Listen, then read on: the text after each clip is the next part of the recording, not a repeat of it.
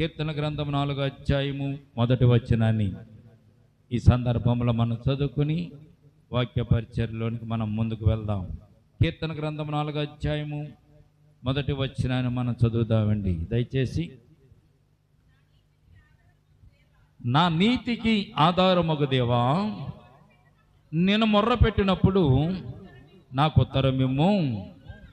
ఇరుకులో నాకు విశాలత కలుగు చేసిన వాడవు నీవే. నన్ను కరుణించి నా ప్రార్థన అంగీకరించుము. వాక్యము నిమిత్తం చిన్న ప్రార్థన చేస్తాను. ప్రేమల తండ్రి, కృపగల దేవ, అందరమునైనా మరి రాత్రి ఈ లేఖనం భాగాన్ని విరిచి వడ్డించండి. నీ దాసు నిలబడి ఉండగా నీ దాసుని ముఖాంతంలోంచి మీరే మాట్లాడండి. ఈ లేఖనంలో ఉన్నటువంటి సత్యాలు, పాఠాలు, గుణపాఠాలు మీరు నేర్చుకోవడానికి కృప చూపించండి. నీ దాసుని అరికాల మొదలుకొని నన్నెత్త వరకు కూడా నేను ప్రభువా మీ స్వాధీనములు ఉంచుకొని, మీ ఆత్మ స్వాధీనములు ఉంచుకోండి. నీ దాసుని నోటికి మీరే బోరగా ఉండి మాట్లాడమని ఈ సమయాన్ని, స్థలాన్ని మీ చేతులకు అప్పగించుకుంటూ యేసయ్య ఉన్నతమైన పరిశుద్ధ నామమున ప్రార్థించి మిక్కిలి వినయముతో బ్రతిమలాడి వేడుకొనుచున్నాము తండ్రి. ఆమేన్. ఆమేన్. ప్రియమైన బిడ్డలారా, ఈ రాత్రి దేవుని సన్నిధానంలో మనం దేవుని వాక్యాన్ని ధ్యానం చేసుకున్నాం కనుక దేవుని వాక్యాన్ని బట్టి మనం మరొక్కసారి నేను చదువుతాను, జాగ్రత్తగా ఆలకించడానికి మీరు ప్రయత్నం చేయండి. దావీదు రాసినటువంటి కీర్తనలో 4వ అధ్యాయము 1వ వచనంలో ఒక మాట ఇక్కడ రాయబడి, ఇరుకుల్లో నాకు విశాలత కలుగ చేసిన వాడవు నీవే అని దావీదు తన జీవితంలో జరిగినటువంటి సంభవాలను బట్టి, జరిగినటువంటి కార్యములు బట్టి, దేవుడు తోడుగా ఉన్నటువంటి తోడును బట్టి ఈ రాత్రి దేవుడు తెలియజేసి దేవునితో మాట్లాడుతున్నటువంటి దావీదు కీర్తనలో ఈ మాటను మనం జ్ఞాపకం చేసుకుంటున్నాం. దేవునికి స్తోత్రం కలుగునగాక. ఇరుకులో నాకు విశాలత కలుగ చేసిన వాడవు నీవే అంటే, ప్రియమైన బిడ్డలారా, రాత్రి ఇరుకులో విశాలత కలుగ చేసిన వాడవు నీవే. ఈ మాటను బట్టి చాలామంది చెప్పేటటువంటి విషయం ఏమిటంటే, వారు చెప్పే బోధలు ఎలా ఉంటాయంటే, ఇరుకులో విశాలత అంటే వారు చెప్పే మాటలు ఎలా ఉంటాయంటే, ఇరుకు ఏదో కష్టం వచ్చింది, ఆ కష్టంలో గొప్ప ఆశీర్వాదాలు దేవుడు నీకు దయచేస్తాడని చెప్తారు. సంఘం చిన్నగా ఉంది, ఈ సంఘం అభివృద్ధి అవుతుంది కనుక ఇరుకులో విశాలతను దేవుడు కలుగు చేసి వచ్చే సంవత్సరానికి ఈ సంఘం అభివృద్ధి అవుతుందని చెప్తారు.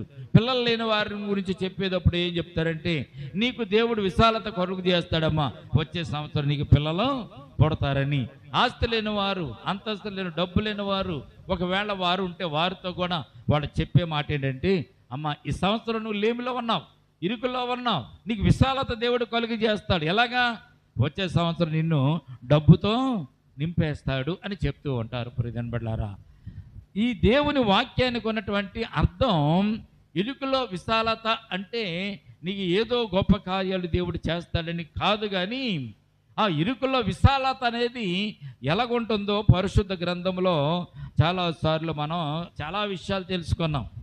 ఒక మాటను పట్టుకుని దానిని పట్టుకుని వెళుతూ ఉంటామే కానీ అందులో ఉన్నటువంటి మరి విషయాలు మనం జ్ఞాపకం చేసుకోగలిగితే, దావీదు యుద్ధానికి వెళ్ళాడు. యుద్ధంలో బోరావరికి యుద్ధం జరుగుతున్న సందర్భంలో శత్రువుల మీద పడి దావీదును తికమక పెడుతున్నారు. అటువంటి పరిస్థితుల్లో దావీదు ప్రార్థన చేశాడు. అక్కడ మొదటి వచనం నుంచి మీరు చూస్తే మీకు అర్థమవుతుంది.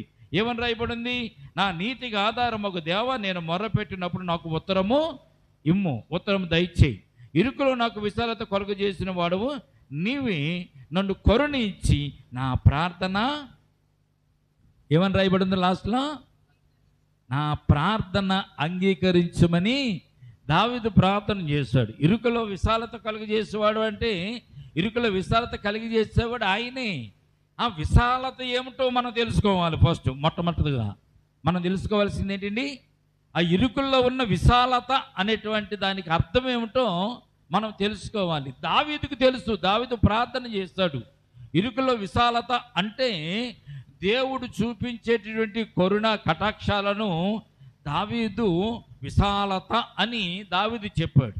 ఇప్పుడు మనోళ్ళు ఏం చెప్తారంటే, ఒకదానికొకటి ముడి పెట్టేసి, ఈరోజు నువ్వు లేమిలో ఉన్నావు, వచ్చే సంవత్సరం నువ్వు ధనవంతురాలు అయిపోతే ఈ సంవత్సరం నువ్వు పిల్లలు లేకుండా ఉన్నావు, వచ్చే సంవత్సరం నీకు పిల్లలు పడతారు. ఈ సంవత్సరం నువ్వు అనారోగ్యం పాలైపోయి వచ్చే సంవత్సరం నీకు విశాలత కలుగు చేస్తాడు దేవుడు, నీ మంచి ఆరోగ్యం ఇస్తాడు దేవుడు అని చెప్తూ ఉంటారు. కానీ అది కాదు. ఇరుకులో విశాలత అంటే అది దేవుని యొక్క కృపా వరాలను బట్టి మనకు వచ్చేటటువంటి ఆశీర్వాదాలు అనే సత్యాన్ని మొట్టమొదటిగా మనం జ్ఞాపకం చేసుకోవాలి. దేవునికి స్తోత్రం కలుగునుగాక. 100 రూపాయలు ఉన్నప్పుడు 200 రూపాయలు రావడం, 100 రూపాయలు ఉన్నప్పుడు 1,00,000 రూపాయలు రావడం, డబ్బు రావడం కాదు విశాలత అంటే. ఇరుకులో విశాలత అన్నది ఎలాగుంటుందో క్లుప్తంగా కొద్ది మాటలు మీకు జ్ఞాపకం చేస్తాను ప్రియమైన బిడ్డలారా. అపోస్తుల కార్యాలు 16వ అధ్యాయము 25వ వచనం ఒకసారి మనం చూసినట్లయితే, అపోస్తుల కార్యాల గ్రంథం 16వ అధ్యాయం 25వ వచనంలో ఇక్కడ పౌలు శీలలను మనం చూస్తూ ఉంటాం. ఇక్కడ ఎవరున్నారని పౌలు శీలను చూస్తూ ఉంటాం. పౌలు శీలలు సువార్తను ప్రకటిస్తుంటే, దేవుని వాక్యాన్ని ప్రకటిస్తుంటే, పౌలు శీలను తీసుకుని వెళ్ళి జైలులో పడేస్తారు. జైలులో పడేసి కాళ్ళకు చేతులకు బొండలు బిగించేసి పౌలు శీలను సరసాలలో బంధించి వేశారు. చదువుని ఒకసారి. అయితే మధ్యరాత్రి వేళ పౌలుయు శీలయు దేవునికి ప్రార్థించచ్చు కీర్తనలు పాడుచుండరి, దేవునికి స్తోత్రం కలుగునుగాక. వారు ఎక్కడ ఉన్నారు? బంధించబడి ఉన్నారు. బంధించబడి ఉన్నారంటే ఇరుకులో ఉన్నారు. ఇరుకులో ఉన్నప్పుడు ఏం వస్తుంది? దుఃఖం వస్తుంది, బాధ వస్తుంది, కన్నీరు వస్తుంది, వేదన వస్తుంది. ఏంటిరా బాబు మన బ్రతికేంటిది? మనం నమ్ముకున్నదేమో పరమ తండ్రిని నమ్ముకున్నాం, పరలోకపు తండ్రిని నమ్ముకున్నాం, దేవత దేవుని నమ్ముకున్నాం.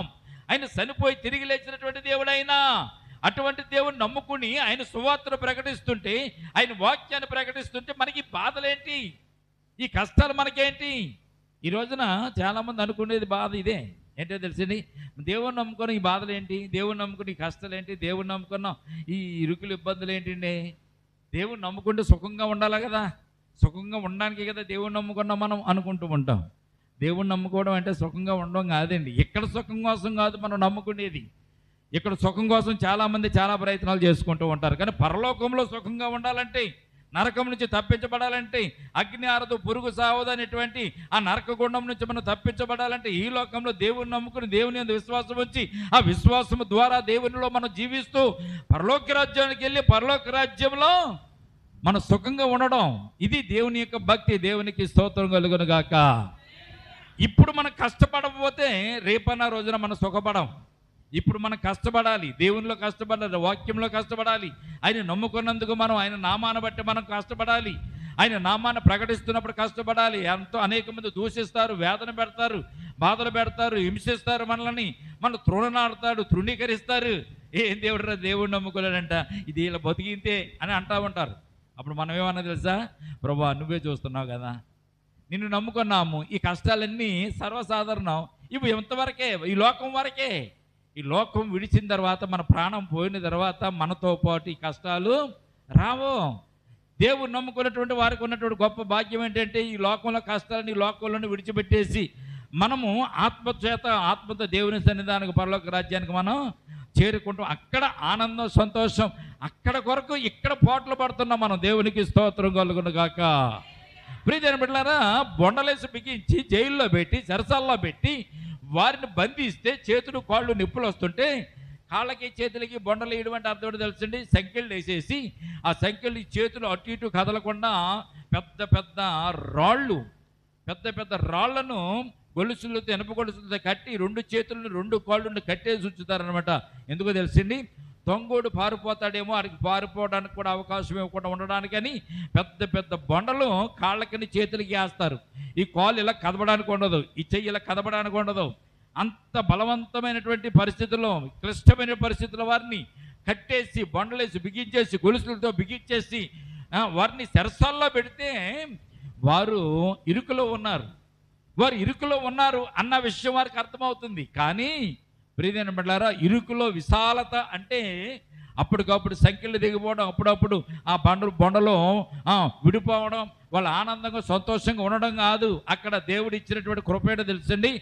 వారు పాటలు పాడుతున్నారు, సంగీతం వాద్యాలు లేకపోయినా పాటలు పాడుతున్నారు, బాధను మర్చిపోతున్నారు. ఎవరి ద్వారాగా అయితే సువార్తను ప్రకటించడానికి ఈ లోకానికి వారు వచ్చారో, తన ప్రాణాలను అర్పించడానికైనా వారు సిద్ధపడ్డారో, వారు చేస్తున్న పని అర్ధరాత్రి వేళ వారు ఏం చేస్తున్నారంటే అండి, పాటలు పాడుతున్నారంట. దేవునికి స్తోత్రం కలుగును గాక. అర్ధరాత్రి వేళ వాళ్ళు పాటలు పాడుతున్నారంటే అండి, మనం పాడతామా? అనారోగ్యంగా ఉంటే గత వారం కంటే అంతకుముందు వారం అసలు నేను నుంచోలేకపోయాను, అనారోగ్యంగా ఉండి. చేతులు కాళ్ళు పని చేయలేదు, నిలబడడానికి ఓపిక లేదు, పాట పాడడానికి ఓపిక లేదు, మాట్లాడడానికి ఓపిక లేదు, నుంచోని మాటలు చెప్పడానికి ఓపిక లేదు. అసలు మనకి బాధ ఉంటే పాటలు ఎలాగొస్తాయి, స్తుతి ఎలాగొస్తుంది? కానీ పౌలు శీలలకు బాధ అనేది ఏ బాధ ఉందో తెలిసింది వారికి. అయ్యో, దేవుని సువార్తను ప్రకటించకుండా వీళ్ళు అడ్డుపడ్డారు, మనల్ని సరసల్లో పెట్టేశారు, మరలా మనం వెళ్ళి సువార్త ఎప్పుడు ప్రకటిస్తాం బయటికి వెళ్ళి? కనుక ఈ రాత్రి ఈ సరసల్లో ఉన్న వాళ్ళందరికీ దేవుని సువార్తను ప్రకటిద్దామని వాళ్ళు ఆలోచన చేస్తారు. దేవునికి స్తోత్రం కలుగును గాక. ప్రియదేవుడు చదవండి, తర్వాత చదవండి, అపోస్తలుల కార్యాలు చదవండి. ఖైదీలు విడుచుండిరి, దేవునికి స్తోత్రం కలుగును గాక. అక్కడ ఎవరు అంటున్నారంటండి? ఎవరి కోసం పాడుతున్నారు వాళ్ళు? వారు పాడేది ఎవరి కోసం? సరసాల్లో ఉన్నారు, బొండలు వేసి బిగించారు, సంకెళ్ళు వేశారు. అటువంటి పరిస్థితులు ఎవరంటారు? ఈ రోజున కొద్దిమందిగా కూర్చొని మనం దేవుని సువార్తను వింటున్నాం కదా, దేవుని స్తుతిస్తున్నాం, దేవుని పాటలు పాడుతున్నాం, ప్రార్థన చేసుకున్నాం కదా.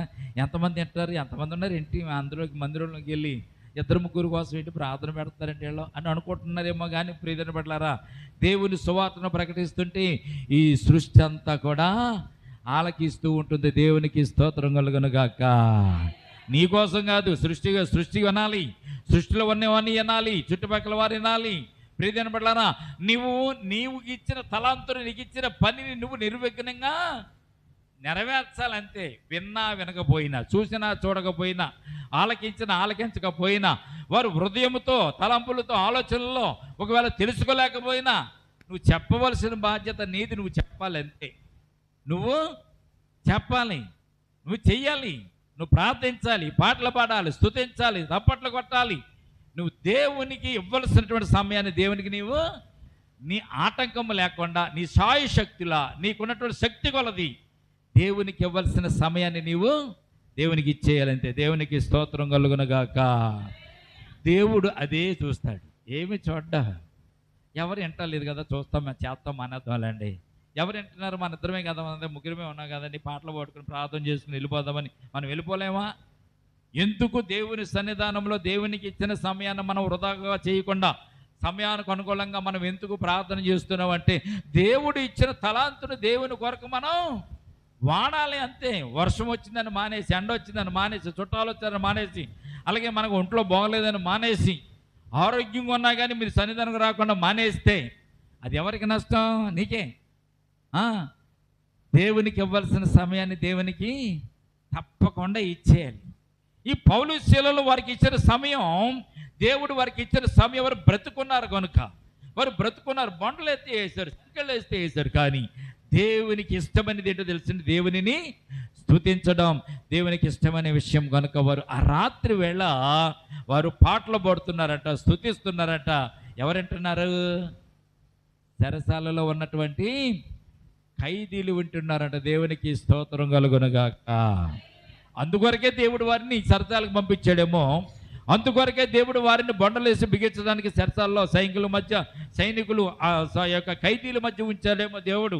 ఎందుకంటే అక్కడ వారికి సువార్త ప్రకటించడానికి ఎవరో లేరు కనుక దేవుడు వీరిని అక్కడ పంపించాడు కనుక మీరు ఆ పని చేయాలి అక్కడ, అంతే. ఆ పని చేయాలి. ఆ పని చేస్తున్నప్పుడు ప్రియదేని పట్లారా జరిగిన సంభవాన్ని ఒక్కసారి చదవండి, ముందుకు చదవండి.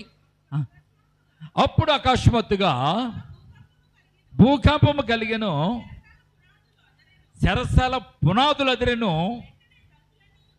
వెంటనే తలుపులని తెరుచుకొనెను, వారి అందరి బంధకములు ఊడిపోయి. అంటే దేవునికి స్తోత్రం కలుగునుగాక. అందరి బంధకాలను ఉన్నాయా? ఇద్దరు బంధకాలను ఉన్నాయా? ఏమని ఉంది అక్కడ? అందరి బంధకాలు ఊడిపోయి అంట. దేవునికి స్తోత్రం కలుగునుగాక. ఖైదీలు ఏమైనా స్తుతించారా? ఖైదీలు ఏమైనా పాటలు పాడారా?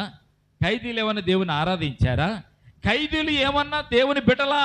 కాదు. అక్కడ ఎవరో పౌలు శీలలు దేవుని బిడ్డలు, దేవునికి నమ్మినటువంటి బిడ్డలు, దేవుని ఆరాధించే బిడ్డలు. వారు పాటలు పాడితే, వారు దేవుని స్తుతిస్తే ఆ చెరసాల అర్ధరాత్రి వేళ అద్భుతంగా చెరసాల పునాదులు అదిరిపోయి అంట. గొప్ప భూకంపము కలిగిందంట. భూకంపము కలిగి పునాదులు అదిరిపోయి వారికున్న సంఖ్యలు ఎవరు వచ్చి తీయకుండా, ఎవరు తొలగించకుండా, ఏ సైనికుడు వచ్చి వారి సంఖ్యలు తీయకుండా ఏమైందంటే అండి, వీళ్ళిద్దరు సంఖ్యలు కాదండి. అక్కడ గొప్ప వింత ఏమిటంటే వీళ్ళిద్దరు సంఖ్యలు కాదు, అక్కడ సైనికులు, ఆ చెరసాలలో ఉన్న వారి అందరి బంధకాలు ఒక్కసారి ఊడిపోని అంట. దేవునికి స్తోత్రం కలుగునుగాక. దేవుని యందు విశ్వాసం ఉంచి నమ్మిక ఉంచి నువ్వు నడుస్తున్నప్పుడు దేవుడు నీకు ఇరుకులో కూడా ఏం కలిగిస్తాడండి? ఇక్కడ విశాలత కలిగిస్తాడు. దేవునికి స్తోత్రం కలుగునుగాక. ఇరుకులో విశాలత అంటే ఇది. నువ్వు దేవుని ఎందే నమ్మిక ఉంచాలి, దేవుని ఎందే విశ్వాసం ఉంచాలి, నువ్వు దేవునితోనే ఉండాలి. ఎంత కష్టమైన, ఇబ్బంది అయిన, ఇరుకైనా దేవుడు నాకు తోడుగా ఉంటాడు అనేటువంటి మనసే ఉండాలి నీకు. వేరే మనసు నీకు ఉండడానికి వీలు లేదు. పౌలు శీలలు బంధకాలు తెగిపోయి చెరసాలలో ఉన్నటువంటి బంధకాలన్నీ కూడా విడిపోయిన తర్వాత ఏం జరిగిందో చూడండి. అంతలో చెరసాల నాయకుడు మేలుకొని చెరసాల తలుపులన్నీ తెరిచి ఉండుటయు చూసి ఖైదీలు పారిపోయారు అనుకుని కత్తి దూసి తను చంపుకోవడానికి ప్రయత్నం చేశాడంటే అండి. ఎవరో చెరసాల నాయకుడు. భూకంపం వచ్చింది, దీపం తీసుకొచ్చాడు, చూసి వీళ్ళు ఎప్పుడు పారిపోయి ఉంటారని చెప్పి భయంతో కత్తి దూసుకొని చంపేసుకోవడానికి ప్రయత్నం చేశాడంట. కారణం ఏంటంటే రాజు చెరసాల సైనికులందరూ పారిపోయినందుకు రాజు ఏం చేస్తాడు? చెరసాల నాయకుడిని చంపేస్తారు. కనుక కత్తి దూసి చంపుకోవాలనుకుని ఆ యొక్క చెరసాల అధికారి నాయకుడు కత్తి తీసి చంపుకోబోతుంటే లోపల నుంచి స్వరం వినబడ్డది. ఏంటి ఆ స్వరం చూడండి. అప్పుడు పౌలు, అయ్యా నువ్వు ఏ హాని చేసుకోవద్దు, అందరము ఇక్కడే ఉన్నామని బిగ్గరగా చెప్పిన. దేవునికి స్తోత్రం కలుగునుగాక. చెరసాల నాయకుడేమో చంపుకుందామని కత్తి తీసేసుకుని చంపేసుకుంటామంటే లోపల ఉన్నటువంటి పౌలు శీలలో పౌలు అంటున్నాడంట, అయ్యా నువ్వే హాని చేసుకోవద్దు, మేమందరము కూడా ఇక్కడే ఉన్నామన్నాడని. అనేసరికి నాయకుడికి అనుమానం వచ్చింది. నేను నమ్మకపోతే సైకిల్ని పిలిచేవరే దీపం తీసుకురా, వెంటనే దీపం తీసుకురా అంటే వెంటనే దీపం తీసుకొచ్చాడు. దీపం తీసుకొచ్చి లోపలికి ఎదురు చూస్తే ఎవ్వరూ కూడా బయటికి వెళ్ళలేదు. దేవునికి స్తోత్రం కలుగునుగాక. దేవుని యొక్క కాపుదల ఎలాగుంటుందంటే ఇరుకుల్లో కూడా మనకి విశాలత కలుగు చేసేదిగా ఉంటుంది. ఆ విశాలత అది దేవుని కరుణ కటాక్షములతో కలిగేటటువంటి ఆయన కృపా వరము విశాలత కలిగించుదాగన మనకు ఉంటుంది. పౌలు శీలలు సరసలలో ఉన్నా కానీ దేవుని కృప వారి మీద ఉంది కనుక వారిని దేవుడు విడిపించే విధానం, వారిని కాపాడే విధానం, వారికున్న విశ్వాసాన్ని బలపరిచే విధానాన్ని ఇక్కడ చూస్తే విశాలత వారికి అక్కడ దేవుడు కలిగించినట్టుగా మనం ఈ రాత్రికాల సమయం అంతా మనం చూస్తున్న. దేవునికి స్తోత్రం కలుగునుగాక. దేవునిలో ఆనందించడం, దేవునిలో సంతోషించడం, దేవునిలో బలపడడం ఎంత కష్టమున్నా, ఎన్ని ఇబ్బందులు ఉన్నా కానీ దేవుని యందు విశ్వాసాన్ని వేడకుండా ఉంటాం చూసారా, అప్పుడు దేవుడు మనకు విశాలతను కలుగజేస్తాడు. విశాలత అంటే పెద్ద మనకేదో మన ముందు ఏదో పెద్ద కోటను పెట్టడు దేవుడు. ఇరుకులు రాకపోతే, ఇబ్బందులు రాకపోతే, కష్టాలు రాకపోతే మనం దేవుని బిడ్డలమనే విషయాన్ని మనం మరిచిపోతాం. కష్టం రాకపోతే నువ్వు దేవుని బిడ్డ కాదు, ఇరుకు రాకపోతే నువ్వు దేవుని బిడ్డవు కాదు, నష్టపోకపోతే నువ్వు దేవుని బిడ్డవు కాదు, వేదన కలగకపోతే నువ్వు దేవుని బిడ్డవు కాదు. చాలామంది ఏమంటారంటే దేవుని నమ్ముకున్నావు కదా, ఈ వేదనలు, ఈ బాధలు, ఈ కష్టాలు ఏంటి అని అడుగుతూ ఉంటారు మనల్ని.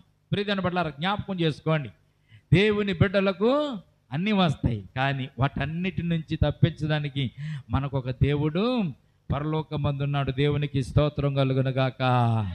అనేకమైన ఇరుకులు, అనేకమైన ఇబ్బందులు, అనేకమైన కష్టాలు రావచ్చు, ప్రాణాపాయ పరిస్థితులు రావచ్చు, మరణానికి దగ్గరగా కూడా మనం వెళ్ళిపోవచ్చు. కానీ దేవుడు ఆ మరణానికి దగ్గరగా వెళ్ళినటువంటి వారిని కూడా లేపి నడిపించగలిగినటువంటి గొప్ప శక్తివంతుడు మన యేసయ్య. దేవునికి స్తోత్రం కలుగునుగాక. పౌలు శీలల యొక్క జీవితంలో ఇరుకులో ఉన్నారు వారు, కానీ ఆ ఇరుకులో ఉన్నటువంటి వారిని దేవుడు విశాలతలో నుంచి నడిపించాడు. వెంటనే చెరసాల నాయకుడు ఏం చేశాడో తెలిసింది, వీరిని తీసుకుని వెళ్ళి వీరి గాయాలను కడిగి వీరి గాయాలను తుడిచేసి శుభ్రపరిచి, అయ్యా నేనేం చేయాలి చెప్పండి అని అడుగుతాడు. సరసాల నాయకుడు ఏమడుగుతాడు? వారిని సరసాల్లో వేశారు, బంధించారు, తెల్లారితే వారిని చంపేద్దామని ఆలోచన చేశారు. కానీ ప్రియమైన పట్లారా, అయినా కానీ వారి జీవితంలో ఏం కలిగిందండి? విశాలత. అంటే అతి ప్రియమైన దేవునికి స్తోత్రం కలుగునుగాక. నా నీతికి ఆధారముకు దేవ, నేను మొర్ర పెట్టినప్పుడు నాకు ఉత్తరమేమో, ఇరుకులో నాకు విశాలత కలుగు చేసిన వాడవు, నాకు ఇరుకులో విశాలతను కలుగు చేసిన వాడవు నీవే. వేరే వాళ్ళు ఎవరు లేరు, ఎవరికి లేదా దమ్మ? విశాలత కలిగి చేసే దమ్మ ఎవరికి లేదా? సౌలు రాజు ఎన్నో సంవత్సరాలు తరిమాడు. ఎన్ని సంవత్సరాలు తరిమాడని చెప్పుకున్నాం మన గత వారం. సౌలు దావీదును దాదాపు 20 సంవత్సరాలు పైబడి తరిమాడు. 20 సంవత్సరాలు పైబడి తరిమి తరిమి తరిమి తరిమి చంపుదామని చూస్తే, ప్రియమైనట్లరా, దేవుడు సౌలు చేతిలోంచి దావీదును అద్భుత రీతిలో కాపాడాడు. దేవునికి స్తోత్రం కలుగునుగాక. అందుకే ఆయన మొరపెట్టినప్పుడు దేవుడు ఉత్తరం ఇచ్చేవాడు. నన్ను కరుణించి నా ప్రార్థన అంగీకరించమన్నప్పుడు దేవుడు దావీదు గారి యొక్క ప్రార్థన దేవుడు అంగీకరించేవాడండి. మన జీవితంలో కూడా మనం కూడా ప్రార్థన చేస్తే దేవుడు మన ప్రార్థన కూడా అంగీకరిస్తాడు. మన మనవలు కూడా దేవుడు అంగీకరిస్తాడు. ఇరుకులో కూడా మనం ప్రార్థన చేయగలిగేటువంటి భక్తి మనకు ఉండాలి. విరికిలో కూడా, ఇబ్బందుల్లో కూడా ప్రార్థన చేయగలిగినటువంటి భక్తి మనకు ఉండాలి. సంతోషంగా ఉన్నప్పుడు ఒక ప్రార్థన చేస్తాం, కష్టంలో ఉన్నప్పుడు ఒక ప్రార్థన చేస్తాం, బాధలో ఉన్నప్పుడు ఒక ప్రార్థన చేస్తాం. మనం ఎప్పుడు ఒకే ప్రార్థన చేయాలి. ప్రార్థన చేయడంలో కూడా గొప్ప విశేషం ఉంటుందండి ప్రియదనబడ్డారా.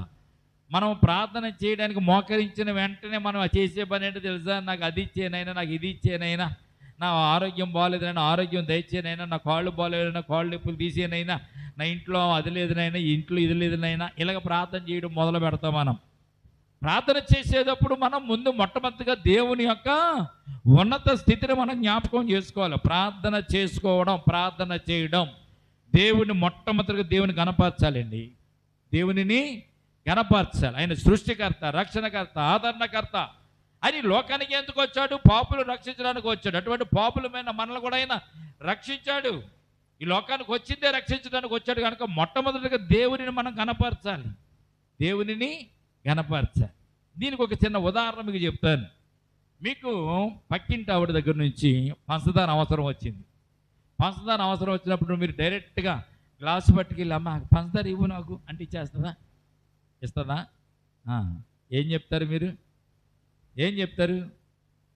పంచదారకి వెళ్ళినప్పుడు ఏం చెప్తారండి? ఏమ్మా బాగున్నావా? చాలా రోజులు అయిందమ్మా నేను చూసి. చీర ఎప్పుడు తీసుకున్నా? బాగుందమ్మా, చీర కూడా బాగుంది, రంగు బాగుందమ్మా. బాగున్నారమ్మా, అందరూ బాగున్నారమ్మా. నువ్వేనమ్మా అందరికంటే చాలా మంచిదారు, నీ అంత మంచిది ఇంకా లోకం ఇక్కడ చుట్టుపక్కల ఎవరు కూడా లేరమ్మా అనేది అప్పటికల్లా ఆవిడకి అర్థమవుతూ ఉంటుంది. కొద్ది కొద్దిగా అర్థమవుతుంది. ఎన్ని అన్న తర్వాత చేసిన తర్వాత అమ్మా అప్పుడు చెప్తాం, అమ్మ ఇంట్లో కొద్ది పంచదార నిండుకుందమ్మా, కొద్ది పంచదార ఉంటే పెట్టమంటే పెట్టదా? డైరెక్ట్గా వెళ్ళి గ్లాస్ తీసుకెళ్ళిపోయి గ్లాసు పట్టుకు వచ్చేసి పంచదార ఇచ్చామంటే ఇచ్చేస్తుందా? మీరు పొగడొద్దా? ఆవిడ గొప్ప చేయొద్దా? ఆవిడ గణపరచొద్దా? ఆవిడ అంత నల్లగా ఉన్నా కానీ అంత సుందరంగా ఉన్నా అందంగా ఉన్నామని అనొద్దా? ఆ చీర బాగోపోయినా బాగుందని మీరు అనొద్దా? ఇవన్నీ చెప్తామే మనం. దేవుడంటే మొట్టమొదటిగా ఆమెను మనం ఇంప్రెస్ చేయడం అనమాట. ఆమెను మనం గౌరవించడం, ఆమెకు మన మీద మంచి తలంపు కలుగులాగా మనం ఏం చేస్తాం? మొట్టమొదటిగా ఆమెను పొగుడుతాం. కానీ దేవుణ్ణి పొగడక్కర్లేదు, కానీ దేవుని యొక్క ఉన్నతమైన కార్యములు మొట్టమొదటిగా మనం జ్ఞాపకం చేసుకోవాలి. ఇద్దరు ప్రార్థన చేయడానికి గుడిలో మందిరంలోకి వెళ్ళారు. మందిరంలోకి వెళ్ళినప్పుడు ఇద్దరు మందిరంలోకి వెళ్ళిన తర్వాత మొట్టమొదటి ప్రార్థన చేశాడు. ఏమని ప్రార్థన చేశాడు? మొట్టమొదటి అతను ఇతరు ప్రార్థన చేయడానికి వెళ్ళారు కదా దేవుని మందిరంలోనికి. యేసుప్రభువు వారు చెప్పారు కదా ఆ ప్రార్థన విషయాన్ని. మొట్టమొదటి వెళ్ళి ఏమన్నాడు? ఎన్నిసార్లు ఉపవాసం ఉంటున్నాడు, ఎన్నిసార్లు కానుకలు ఇచ్చాడు, ఎంత మంచివాడు, నా పక్కోడి కంటే నేను చెడ్డోడిని కాదు నాయన అని చెప్పి ప్రార్థన చేశాడు. చేశాడా లేదా? ప్రార్థన విన్నాం కదా. రెండోవాడు ఏమని ప్రార్థన చేశాడు? ప్రభువా నేను పాపిని నైనా, నేను కొనులెత్తి నీ వైపుకు చూసి ప్రార్థన చేయడానికి కూడా నేను అర్హులను కాను అని ప్రార్థన చేసి వెళ్ళిపోయాడు. దేవునికి స్తోత్రం కలుగునుగాక. ప్రభు చెప్పాడు అప్పుడు. ప్రభు వాళ్ళిద్దరిని బట్టి తీర్పు ఏమని చెప్పాడు తెలుసా? మొదటి వాడి కంటే రెండో వాడు చాలా శ్రేష్ఠుడు అన్నారు. దేవునికి స్తోత్రం కలుగునుగాక.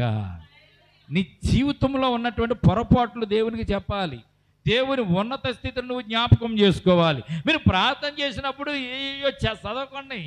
ఇంటికాడ వాళ్ళ గురించి కానీ, పిల్లల గురించి కానీ, వీళ్ళ గురించి కానీ మీరు మోకరించి ప్రత్యేకంగా కుటుంబ ప్రార్థనలు వేరు, ప్రత్యేకమైన ప్రార్థనలు వేరు, మందిరంలో ప్రార్థనలు వేరు, మేము చేసే ప్రార్థనలు వేరు. మేము మీకు అందరి కొరకు ప్రార్థన చేస్తాం. మీ అందరి కొరకు మేము ప్రార్థన చేయాలి. కుటుంబాల గురించి మేము ప్రార్థన చేయాలి. మీ బ్రతుకుల గురించి ప్రార్థన చేయాలి. పని కోసం ప్రార్థన చేయాలి. మా విధి అది. కానీ మీరేం చేయాలి? మందిరం గురించి ప్రార్థన చేయాలి, సంఘం గురించి ప్రార్థన చేయాలి. మొట్టమొదటిగా దేవునిని కనపరిచేలాగా ముందు మొట్టమొదటిగా ప్రార్థన చేయాలి. ఎక్కడెక్కడియో తీసుకొచ్చి, పొరుగురులో తీసుకొచ్చి ఇవన్నీ కలగాబలగం చేసి పచ్చడి చేసేసినట్టుగా మీరు ఎక్కడ ప్రార్థనలు చేయకూడదు. ప్రార్థన అనేదానికి ఒక విలువ, ఒక క్రమము, ఒక క్రమశిక్షణ ఉంటుంది ప్రియమైన బిడ్డలారా. కనుక ప్రార్థించేటప్పుడు దేవునిని మొట్టమొదటిగా మనం కనపరచాలి. దేవుని ఉన్నత స్థితిని కనపరచాలి. నేను పాపినైనా, పాప కరుణించినైనా నన్ను క్షమించు, నన్ను మన్నించు అని ప్రార్థన చేసుకుంటూ దేవుని సన్నిధి కనుక దేవుని మందిరంలో చేసే ప్రార్థన మందిరం గురించే ఉండాలి, సంఘ బిడ్డల గురించే ఉండాలి, మన రక్షణ గురించే ఉండాలి. కనుక ప్రార్థన జీవితాన్ని మొట్టమొదటిగా మనం నేర్చుకోవాలి. కనుక ప్రియమైన బిడ్డలారా, అది నేర్చుకుందామని బుధవారం ప్రార్థన కూడుకులు పెడితే దానికి వస్తలేదు, పాటలు నేర్చుకుందామంటే దానికి వస్తలేదు, బుధవారం వస్తలేదు, ఒకళ్ళు వస్తే ఒకళ్ళు రావడం లేదు, ఒకళ్ళు మన ఇద్దరు వెళ్ళి మనం ఏం చేస్తామని చెప్పి మిగిలిన ఇద్దరు కూడా మానేస్తున్నారు. మీరు పాటలు నేర్చుకోవాలి, తప్పట్లు కొట్టడం నేర్చుకోవాలి, దేవుని స్తుతించడం నేర్చుకోవాలి, హల్లెలూయా అంటూ నేర్చుకోవాలి. దైవ సేవకుడు ఏదైనా దేవునికి స్తోత్రం అన్న వెంటనే గంభీరంగా దేవునికి స్తోత్రాలు చెల్లించేటువంటి జ్ఞానం నేర్చుకోవాలి, నేర్పు ఉండాలి. ఇవన్నీ ఎన్ని సంవత్సరాలైనా కానీ మనం ఎక్కడ వేసేవే గొంగళంటే అది ఏమంటదంట, నువ్వు ఎక్కడేసావు నేను అక్కడే ఉన్నాను, నాకేం పైన టీటి కదిలిదాకా అంటదంట. అలా ఉండకూడదు మనం ప్రియమైన బిడ్డలారా. కనుక దావీదు యొక్క ప్రార్థన చాలా శ్రేష్టమైనటువంటి ప్రార్థన. కనుక పౌలు శీలలు వారు చెరసాల్లో ఉన్నా కానీ దేవుడు వారికి విశాలత కలుగజేశాడు. ఎవరు తీసుకెళ్లారండి?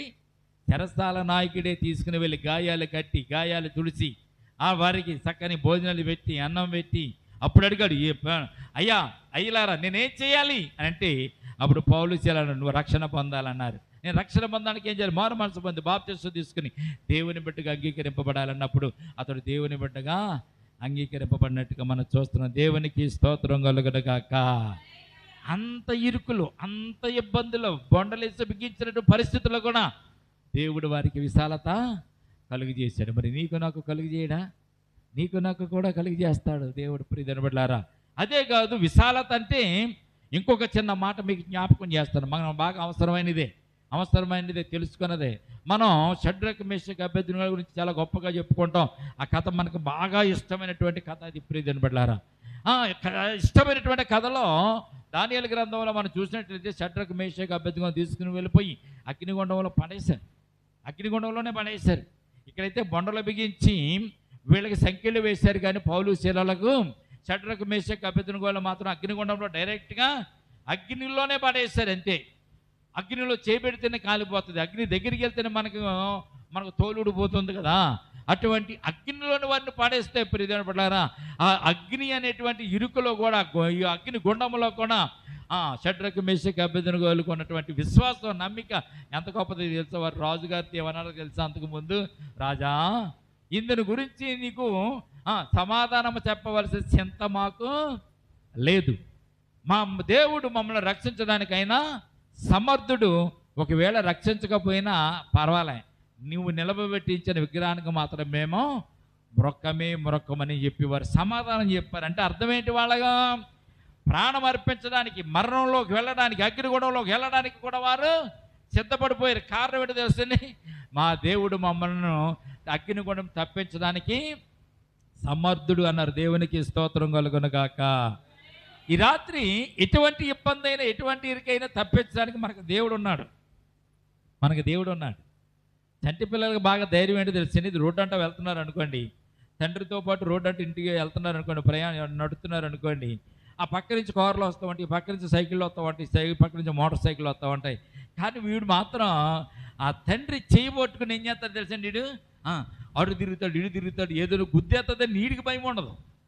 గుద్దుతాదని కానీ ఏదైనా వచ్చి మీద పడుతుందని. కానీ ఈ చిన్నపిల్లడికి వీడికి భయం ఏమి ఉండదు, వీడికి ఏం ఆలోచన ఏమి ఉండదు. వీడికి ఉన్నటువంటి ఆలోచన ఒకే ఒక ఆలోచన, మా డాడీ ఉన్నాడు, మా డాడీని చేయి పట్టుకున్నాను, నా డాడీని నా చేయి పట్టుకున్నాడు, మేము వెళ్తాం, ఏదన్నా వస్తే ఆయన చూసుకుంటాడు, నాకేం పని అన్నట్టుగా వీడు రోడ్డు మీద నడుస్తూ ఉంటాడు. చాలామంది పిల్లల్ని చూడండి, చాలామంది పిల్లల్ని చూస్తూ ఉంటాను, వాడు తండ్రి చేయి పట్టుకుంటాడు, అటు ఇటు చూస్తూ కూడా ఆడు గొంతులు వేసుకుంటూ నడుచుకుంటూ వెళ్తూ ఉంటాడు. అక్కడికి అసలు భయం ఉండదు.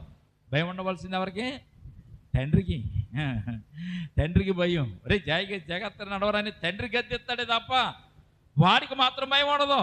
ప్రియమైన బిడ్డలారా, మన దేవుడు అన్ని విషయాలలో మనల్ని రక్షించడానికి, తప్పించడానికి ఆయనే తపన పడుతూ ఉంటాడు, ఆయనే తాపత్రయపడుతూ ఉంటాడు. నా బిడ్డను అగ్నిగుండంలో వేసేస్తావా, నా బిడ్డను అగ్నిగుండంలో వేసేస్తే నేను తప్పించలేనని దేవుడు ముందుగానే కాపుదల దయచేస్తాడు. ప్రియమైన బిడ్డలారా, దేవునికి స్తోత్రం కలుగునుగాక. ఈ షడ్రకం వేసే అభ్యర్థులని అగ్నిగుండంలో పడవేసేసరికి, అగ్నిగుండంలో ఎవరున్నారంటే నాలుగో వ్యక్తి అగ్నిగుండంలో అప్పటికే ఉన్నాడు. దేవునికి స్తోత్రం కలుగునుగాక. మీరు అనుకున్నారు వీళ్ళు మనం ముగ్గురిని పడేస్తున్నాం, ముగ్గురు చచ్చిపోతారు, వీళ్ళు పడేయడం ఉండండి చచ్చిపోతారు. పడేయడానికి వెళ్ళిన వాళ్ళు చచ్చిపోయారు కదా. వీళ్ళు ముగ్గురిని పడేయడానికి బలిష్ఠులైనటువంటి 6 వెళ్ళారు. ఒక మనిషిని 2 జబ్బలు పట్టుకుని అందులో పడేయడానికి 2 మనుషులు, ఒక మనిషికి 2, షడ్రకుకు 2 మనుషులు, మేషకుకు 2 మనుషులు, అబేద్నెగోకు 2 మనుషులు పట్టుకుని అగ్నిగుండంలో పడేయడానికి వెళ్ళినోడు, పడేయడానికి వెళ్ళినోడు చచ్చిపోయారు. లోపల పడేయబడిన వాళ్ళు మాత్రం అగ్నిగుండంలో 4వ వారు ఉండి కూడా తిరుగుతుంటే వారందరికీ ఆశ్చర్యం వేసింది. అంటే ఇరుకులో విశాలత అనేది ఎలా ఉంటుందో తెలుసా? దేవుని కృపావరం అన్నమాట. దేవునికి స్తోత్రం కలుగునుగాక. గుండంలో ప్రియమైన బిడ్డలారా, జ్ఞాపకం చేసుకుంటే అగ్నిగుండంలో వారు పాటలు పాడుతూ తిరుగుతున్నారంట. రాజుగారికి ఆశ్చర్యం వేసింది, సైనికులకు ఆశ్చర్యం వేసింది. వెంటనే వారిని బయటికి తీసుకొచ్చారు. బయటికి తీసేసిన తర్వాత వారి దేవుడు గొప్ప దేవుడు అని సాక్ష్యం ఎవరు చెప్పారో తెలుసండి? రాజే సాక్ష్యం చెప్పాడు, రాజే శాసనం సృష్టించాడు. వీరి దేవుడు కాక వేరొక దేవుడు, ఇట్టి దేవుడు లేడు కనుక ఈయన తప్ప ఎవరిని మీరు పూజించడానికి కానీ ఆరాధించడానికి కానీ వీళ్ళేదని నిలబెట్టించిన విగ్రహాన్ని కూడా పగలగొట్టేసాడు. దేవుని యొక్క కాపుదల ఎంత ఆశ్చర్యంగా ఉంటుందో అంత ఆశ్చర్యంగా ఉంటుంది. కనుక ఈ రాత్రి యోహాను రాసిన సువార్త 14వ అధ్యాయము 6వ వచనం ఒకసారి మనం చూద్దాం. చూడండి ఒకసారి. యోహాను రాసిన సువార్త 14వ అధ్యాయము 6వ వచనంలో ఒక మాట ఉంటుంది, ఆ మాట చదువుదాం, మనం ప్రార్థన చేసుకుందాం.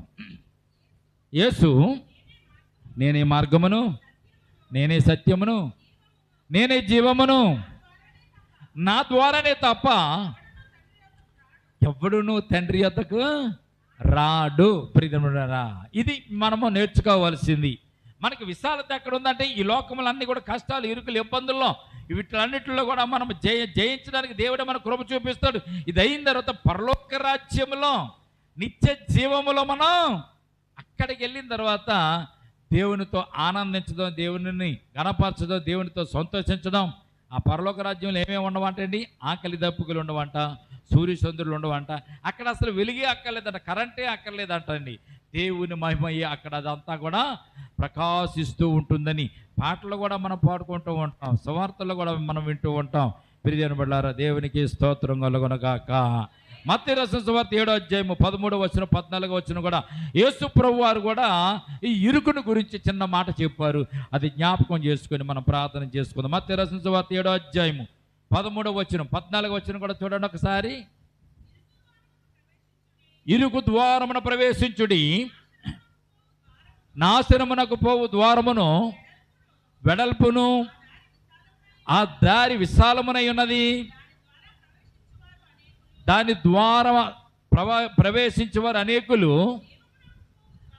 జీవమునకు అంటే పరలోక రాజ్యానికి పోవు ద్వారము ఇరుకును, ఆ దారి సంకుచితమనై ఉన్నది అంటున్నాడు దేవుడు. దాన్ని కనుగొని వారు కొందరే. దేవునికి స్తోత్రం కలుగునుగాక. యేసు ప్రభువు వారు చెప్పేటటువంటి ఇరుకు మార్గం కూడా ఒకటి ఉంది, విశాల మార్గం కూడా ఉంది. విశాలమైన మార్గం అంటే ఈ లోకంలో మనుషులందరూ పోయేటటువంటి మార్గం విశాల మార్గం. దేవుని బిడ్డలు వెళ్ళే మార్గం ఇరుకు మార్గం. ఇరుకు మార్గానికి విశాల మార్గానికి చిన్న తేడా చెప్పి మీకు నేను ప్రార్థన చేస్తాను. చూడండి, దయచేసి గమనించండి. ఇరుకు మార్గం అంటే దేవుని నమ్ముకున్న వాళ్ళకి కొన్ని కట్టడలు ఉంటాయి. దేవుని నమ్ముకున్న వాళ్ళకి కొన్ని ఆంక్షలు ఉంటాయి. మనకు ఆంక్షలు ఉంటాయి కదమ్మా. శనివారం ఉపవాస ప్రార్థన రావాలి, ఆదివారం ఆరాధన రావాలి, ఆదివారం ఏ పని మనం పెట్టుకోకూడదు, దేవుణ్ణి మనం పూజించాలి, దేవుణ్ణి గణపరచాలి. దేవుడు ఇచ్చినట్టు కొన్ని కట్టడలు మనకు ఉన్నాయి కాబట్టి ఈ కట్టడలను అనుసరించే విధానంలో మనకు చాలా ఇబ్బందిగా ఉంటుంది, ఇరుకుగా ఉంటుంది. కనుక ఇది ఇరుకుగా వెళ్ళేటువంటి మార్గం, దేవుని పరలోక రాజ్యానికి వెళ్ళేటువంటి మార్గం ఇరుకు మార్గము. గుమ్మం దాటేంత వరకే ఇరుకు. ఇంకో విషయం మీకు జ్ఞాపకం చేస్తాను ప్రియమైన బిడ్డలారా, పరలోక రాజ్యపు ద్వారము దాటేంత వరకే ఇరుకు. ఆ పరలోక రాజ్యపు గుమ్మము గడప దాటిని వెంటనే లోపల ఏముంటుందో తెలుసండి, విశాలమైనటువంటి దేవుని మహిమతో నిండబడినటువంటి ఒక పెద్ద మహిమాన్వితమైనటువంటి పరలోక రాజ్యం అక్కడ ఉంటుంది. దేవునికి స్తోత్రం కలుగునుగాక. ఇది ఇరుకు మార్గము గుండా వెళ్ళేటటువంటి మార్గం. విశాల మార్గం ఉంది. ఇంకోటి విశాల మార్గం అంటే ఏంటో తెలుసండి, దేవుణ్ణి నమ్ముకోకుండా దేవుని లోకంలో తిరిగేవారు కొంతమంది ఉన్నారు. వారు ఏం చేసినా తప్పు లేదు. మనం ఎదుటివాడిని తిరిగితేనే తప్పు, దొంగతనం చేస్తేనే తప్పు, మనం ఎవరైనా కొడితే తప్పు, ఎవరినైనా చంపితే తప్పు. దేవుడు మనకి ఇచ్చిన ఆజ్ఞలు ఇవన్నీ కూడా మనం పాటిస్తూ ముందుకు వెళ్తూ ఉంటాం. వాళ్ళకి అదేం ఉండదు. ఏదైనా తినండి, ఏదైనా చేయండి, ఎవరినైనా తిట్టండి, ఎవరైనా కొట్టండి, ఎవరైనా దోచుకోండి, ఎవరినైనా దొంగతనం చేయండి, ఎవరినైనా కానీ మీరు ఏదైనా చేయొచ్చు, కానీ మీకు ఇబ్బంది ఏమీ లేదు, మీరు ఎలాగైనా వెళ్ళిపోండి. కానీ ఈ విశాలంగా తిరిగేటటువంటి మార్గంలో ఆఖరికి ఇది ఎక్కడికి వెళ్తుంది అంటే అండి, విశాల మార్గంలో వెళ్ళేవారు ఎక్కడికి వెళ్తారంట, జాగ్రత్తగా ఈ లోకం విడిచిన తర్వాత, చనిపోయిన తర్వాత నరకపు అందులో నుంచి నరకములో అగ్నిగుండముల వారు అందులో పడిపోతారంట. దేవునికి స్తోత్రం కలుగునుగాక. విశాల మార్గము గుండా వెళ్ళే వారికి జీవ మార్గం దక్కదు. విశాల మార్గంలో వెళ్ళేవారికి నరకం ఉంటుంది, ఇరుకు మార్గంలో వెళ్ళేవారికి పరలోక రాజ్యపు భాగ్యము ఉంటుంది. కనుక ఏ మార్గము మంచిదో తెలుసుకోమని దేవుడే చెప్పాడు. కోరుకోండి. విశాల మార్గం కావాలా, ఇరుకు మార్గం కావాలని దేవుడే చెప్పాడు. ఇరుకు మార్గం గుండా వెళ్ళే వాళ్ళందరూ కూడా పరలోక రాజ్యానికి వెళ్తారు. విశాల మార్గంలో వెళ్ళే వాళ్ళందరూ కూడా నరకంలోనికి వెళ్తారు. నీ బతుకు నీదే, నీ గొడవ నీదే. నువ్వు ఏ మార్గంలో వెళ్ళాలనుకుంటున్నావు మార్గంలో నువ్వు ప్రవేశించవచ్చు అని దేవుడు తెలియజేశాడు ప్రియమైన. కనుక ఈ రాత్రి చూడండి, ఇరుకులో నాకు విశాలత కలుగజేసిన వాడువు నీవే. ఎన్నోసార్లు ఎన్నో సందర్భాల్లో మనం ఇరుకులో ఉన్నాం, ఇబ్బందులు ఉన్నాం, కష్టాలు ఉన్నాం, కడగల్లో ఉన్నాం. దేవుడు అద్భుత రీతిలో మనకు ఏదో ఒక మార్గాన్ని చూపించి విశాలతను కలుగజేశాడు. అంటే మనల్ని తప్పించాడు అనేటువంటి విషయాన్ని ఈ రాత్రి మనం జ్ఞాపకం చేసుకోవాలి. విశాలత కలుగజేయడం అంటే మనల్ని తప్పించడం. షడ్రక్ మేషక్ అబేద్నెగోను దేవుడు తప్పించినట్టుగా, అలాగే పౌలు శీలను చెరసాల్లో వచ్చి దేవుడు తప్పించినట్టుగా, ఈ లోకంలో అనేక మంది భక్తులను దేవుడు తప్పించినట్టుగా మనల్ని కూడా ఆయన తప్పించేటటువంటి విధానాన్ని విశాలత అనేటువంటి, ఇరుకులో నాకు విశాలత కలుగజేసిన వాడు నీవే అని దావీదు చెప్పినటువంటి మాట దీనికి సాదృశ్యంగా ఉంది. ఈ రాత్రి మనల్ని కూడా దేవుడు అట్టి విశాలతలో నడిపించలాగా, ఇరుకుల్లో కూడా మనకు విశాలత దయచేవాడు ఆయనే. కనుక ఈ రాత్రి ఆయన సన్నిధానంలో ఉండగలిగాం, ఆయనతో ఉండగలిగాం, ఆయన సన్నిధానం స్తుతించగలిగాం, ఆయన వాక్యాన్ని మనం ధ్యానం చేసుకోగలిగాం. కనుక మనకు కూడా అటువంటి కాపుదల, కృప, భద్రత దేవుడు మనకు దయచేయాలని ప్రార్థన చేసుకుందాం. కొద్ది మాటలు దేవుడు దీవించి మనలను ఆశీర్వదించునుగాక.